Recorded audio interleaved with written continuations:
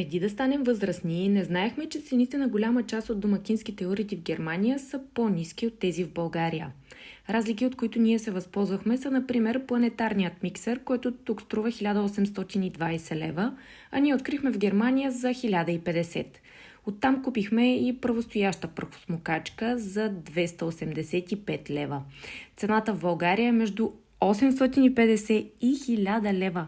Имайте предвид, че уредите са с международна гаранция. От Германия закупихме и смесителя за кухнята, чиято цена тук започва от 870 лева, а ние платихме 460. Специалното при него е, че има изход и за филтрирана вода. И накрая една покупка, с която се прецакахме, е прахосмокачката робот, която взехме от България за 1150 лева и в последствие намерихме само за 500 в Германия.